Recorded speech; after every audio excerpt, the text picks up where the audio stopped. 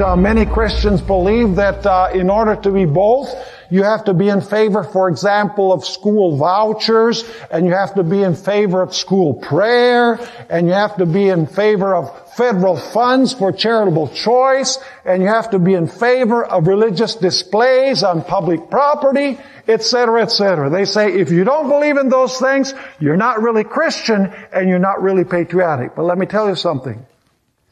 If you're in favor of those things, of the state mandating those things, which have to do with religion, that is unpatriotic and unchristian. And you say, how do you say that?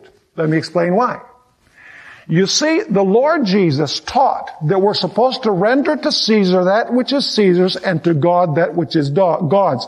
You do not blend the two.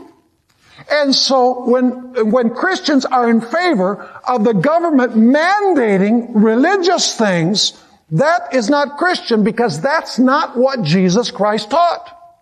And it's also not patriotic. And you say, why isn't that patriotic? For the simple reason, folks, that the founding fathers of the United States separated church and state. We found it in our last study in the First Amendment to the Constitution of the United States. The principles upon which this nation is based are the principles of civil and religious liberty, separation of the things of the church from the things of the state. So when Christians say we need to join the church and the state, that is not patriotic, because it goes against the principles upon which the United States was built. The two principles that are the secret of its power.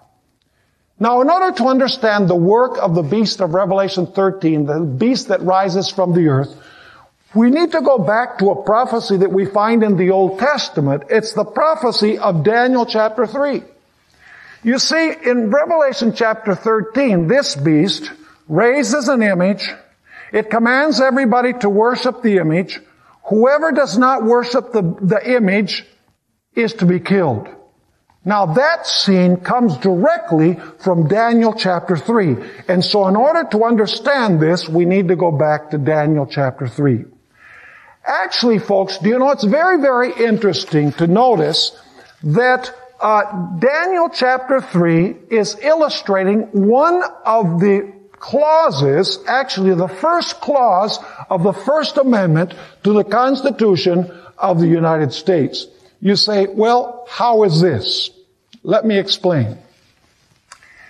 Nebuchadnezzar was the civil ruler of Babylon, wasn't he? He was to preserve the civil order.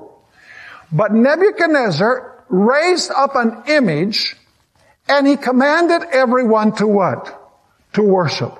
Let me ask you, was this the civil power trying to establish religion?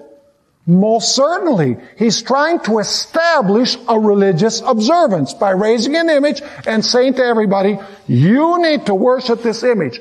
Was he overstepping his bounds? Yes, because he had the right to legislate when it came to civil matters, but he did not have a right to command people to worship in a certain way. Let me ask you, when he established this religious observance, what was the immediate result?